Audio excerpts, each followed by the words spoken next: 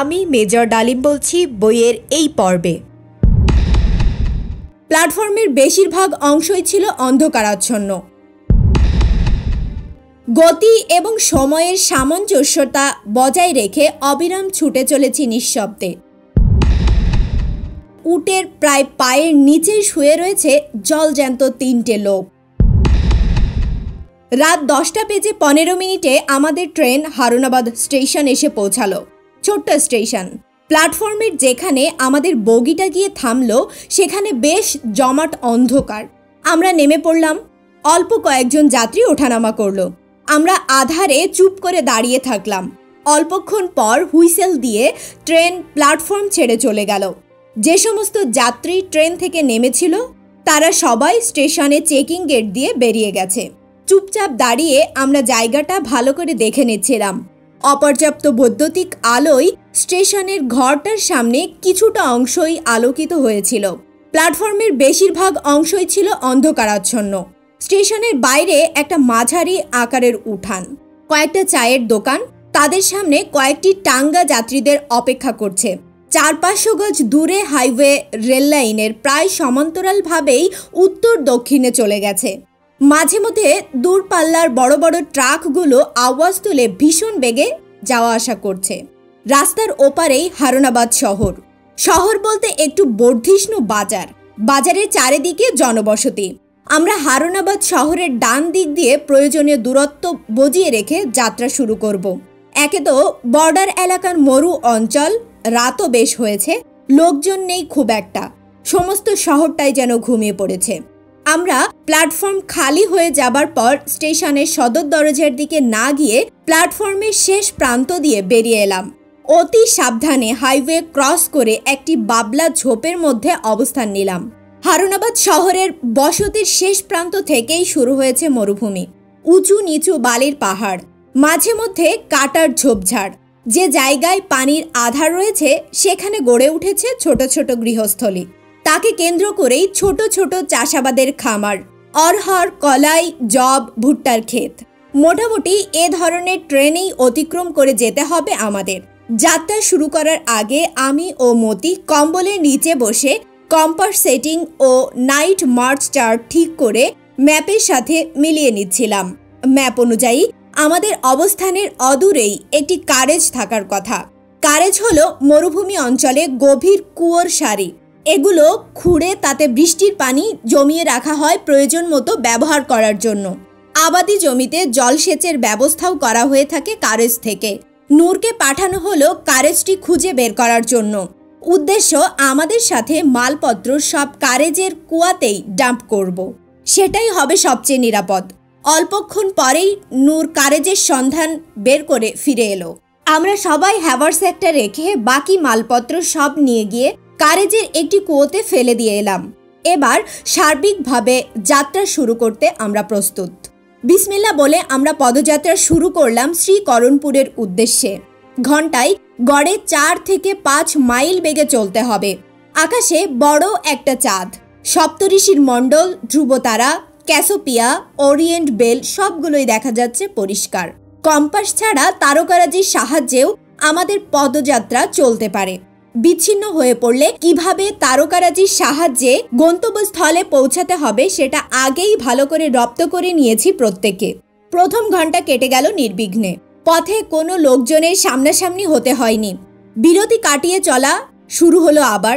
Minute 10 পর থমকে দাঁড়িয়ে পড়ে ইশারা করলো মতি। এন্ট্রি ট্যাঙ্ক অবস্টাকল সামনে। একটি খাল, খালে পানি। খালের দুই দিকে 60 অ্যাঙ্গেলের বেশি উঁচু। Any obstacle is always covered by fire. তাই ক্রসিং এর আগে প্রথমে রেকি করতে হবে। মতি ও আমি চললাম, একে অপরকে কভার করে চলেছি, কিছু হলে যাতে অবস্থার মোকাবেলা করা যায়। নূর অপেক্ষায় থাকলো একটি বাবলা ঝোপের আড়ালে। রেকি করে দেখলাম খালে বুক পর্যন্ত পানি। হেঁটেই ক্রস করা যাবে, অসুবিধা নাই। স্রোত নেই তেমন। পাড়ে বসে ইনফ্রারেড বাইনোকুলার দিয়ে ক্রসিং এলাকাটা ভালো করে দেখে নিচ্ছিলাম। মতি ফিরে গিয়ে নূরকে সাথে করে নিয়ে এলো। অল ক্লিয়ারের আদেশের সাথে সাথে একে একে ট্যাকটিক্যাল ক্রসিং শুরু হলো। সবার শেষে আমিও পার হয়ে গেলাম। উপরে উঠে রুট অনুযায়ী আবার যাত্রা শুরু করলাম। গতি এবং সময়ের সামঞ্জস্যতা বজায় রেখে অবিরাম ছুটে চলেছি নিঃশব্দে। ইশারা সংকেতে প্রয়োজন মতো ভাবের আদান প্রদান চলছিল। আর 10 মিনিট হাঁটলেই দ্বিতীয় বিরতি। মতি সংকেত দিল। সবাই মাটিতে শুয়ে পড়লাম। দেখলাম 4টি উটের একটি ছোট কাফেলা একটি বর্ডার পেট্রোল মরু অঞ্চলে এভাবেই একটি বিওপি অর্থাৎ বর্ডার অবজারভেশন পোস্ট থেকে অন্য বিওপিতে পেট্রোলিং করা হয় উটের পিঠে চড়ে। ক্রলিং করে কাছেই একটা কাটা ঝোপের মাঝে আস্তে ঢুকে গিয়ে পজিশন নিয়ে নিথর হয়ে শুয়ে থাকলাম। পেট্রোলটি উত্তর দিকে চলে গেল। ওরা হদিসও পেল না তাদের উটের প্রায় পায়ের নিচে শুয়ে রয়েছে জলজ্যান্ত 3টে লোক। আমরা উঠে আবার হাঁটা শুরু করলাম। দ্বিতীয় বিশ্রামের পর কিছু দূর যেতেই মাটি খোঁড়ার শব্দ দূর থেকে ভেসে এলো। থমকে দাঁড়িয়ে পড়লাম আমরা। ম্যাপ অনুযায়ী এখানে তো কোনো পক্ষেরই কোনো ডিফেন্সিভ পজিশন থাকার কথা নয়। তবে মাটি খুঁড়ছে কারা? মতিকে পাঠানো হলো রেকি করতে। একটি নতুন ডিফেন্সিভ লাইন তৈরি করতে বাংকার খোদা হচ্ছে। তাই নির্ধারিত রুট থেকে একটু বেঁকিয়ে কিছু দূর যেয়ে পরে আবার নির্ধারিত রুটে ফিরে আসতে হবে আমাদের। সেভাবে কম্পাস বিয়ারিং এবং নাইট মার্চ চার্ট সেট করে আবার যাত্রা শুরু করলাম। ডিফেন্সিভ পজিশন বাইপাস করে এগিয়ে চললাম আমরা। এখানে আরেকটি নালা কেন? তবে কি আমরা ভুল পথে এগোচ্ছি? যাত্রা থামিয়ে ঝোপের আড়ালে 3 জনেই কম্বলের তলায় ঢুকে ম্যাপ দেখতে লাগলাম গভীর মনোযোগ দিয়ে। না, আমরা ঠিক পথেই চলেছি। ওটা নতুন করে খোঁড়া হচ্ছে। তবে সেটার অবস্থান ম্যাপের মার্কিংয়ে নেই কেন? আমরা বর্ডার ক্রস করে ভারতীয় ডিফেন্সের সীমানায় ঢুকে পড়েছি। ঘড়িতে তখন 2:30 বাজে। হিসাব মতো আমরা এখন ভারতীয় সীমানার ভিতরে। এটা ভারতীয় ডিফেন্সের অবস্ট্রাকল নতুন করা হয়েছে বিধায় ম্যাপের মার্কিংয়ে নাই। একইভাবে সতর্কতার সাথে খালটা ক্রস করে পাড়ে উঠে এলাম। এখান থেকে বিপদের ঝুঁকি অনেক বেশি। চলতে হবে খুব সাবধানে। আর 1-1.5 ঘন্টার মধ্যেই পৌঁছে যাব শ্রীকরণপুর শহরের সীমানায়। খালের পরেই দেখলাম বাংকারে ভারতীয় সাজোয়া বাহিনীর ট্যাঙ্কগুলো ডিপ্লয় করা আছে। বাংকারগুলো থেকে মাঝে মাঝে মানুষের কথোপকথনের আওয়াজ শোনা যাচ্ছিল। গভীর রাত, তাই সমস্ত এলাকা জুড়ে চলছিল অস্বাভাবিক নিস্তব্ধতা। আমাদের এগিয়ে চলার জন্য এ ধরনের পরিবেশ অতি অনুকূল।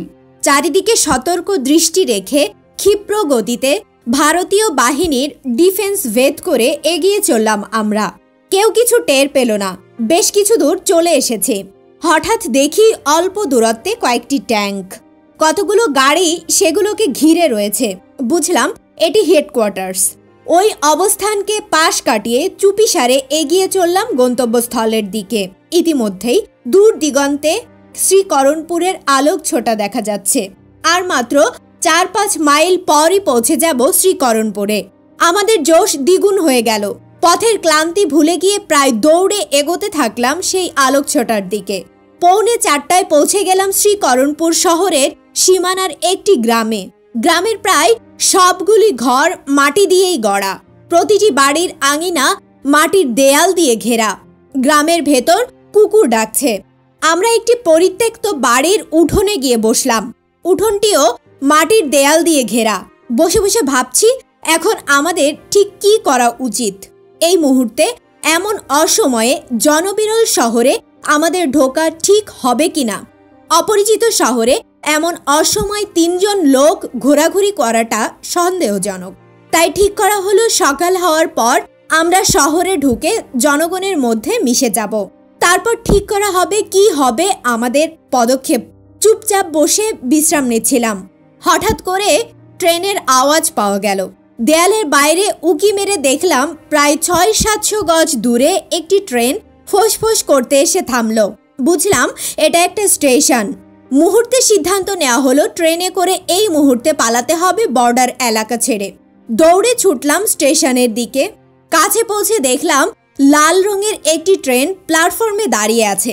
কোথাকার ট্রেন, কোথায় যাবে কিছুই জানি না। শুধু বুঝলাম এটা যাত্রী বহনের ভারতীয় ট্রেন। স্টেশনে লোকজন একদম কম। দৌড়ে গিয়ে একটি খালি কামরায় উঠে গেলাম নির্দ্বিধায়। উঠেই দরজা ভালো করে বন্ধ করে দিয়ে বসলাম। কিছুক্ষণ পর ট্রেন সিটি বাজিয়ে ছেড়ে দিল। আমরা হাফ ছেড়ে বাঁচলাম। প্ল্যাটফর্মে উঠেই লক্ষ্য করেছিলাম স্টেশনটির নাম শ্রীকরণপুর। শ্রীকরণপুর রাজস্থান প্রভিন্সের জেলা শ্রীগঙ্গানগরের অধীনে একটি সাব ডিভিশন। আমাদের লক্ষ্য দিল্লি পৌঁছানো। ট্রেন তো যাচ্ছে দক্ষিণে, কিন্তু আমাদের যেতে হবে উত্তর দিকে। কিছুক্ষণ পর ট্রেনটি একটি স্টেশনে এসে দাঁড়ালো, একটি জাংশন স্টেশন। উল্টো দিক থেকে আরও একটি প্যাসেঞ্জার ট্রেনের আগমন ঘটল। আমরা আস্তে করে ট্রেন বদল করে অন্যটির একটি খালি কামরায় উঠে বসলাম। আমাদের ট্রেনটাই আগে ছাড়ল। চলছি উত্তর দিকে। প্রতিমধ্যে আবার শ্রীকরণপুর পড়ল। করণপুর পেছনে পড়ে থাকলো আবার। আমাদের ট্রেন আমাদের নিয়ে ছুটে চলল। শারীরিক ক্লান্তি এবং মানসিক উৎকণ্ঠা সব মিলিয়ে ঝিমুতে ঝিমুতে এক সময় ঘুমিয়েই পড়েছিলাম। কতক্ষণ ঘুমিয়েছিলাম জানি না। হঠাৎ ঝাঁকুনিতে জেগে উঠলাম। জানালা খুলে দেখি সকাল হয়ে গেছে। স্টেশনের নাম শ্রীগঙ্গানগর। বইটির ধারাবাহিক অডিও বুক শুনতে চ্যানেলটি সাবস্ক্রাইব করে সাথে থাকুন। ভালো থাকবেন।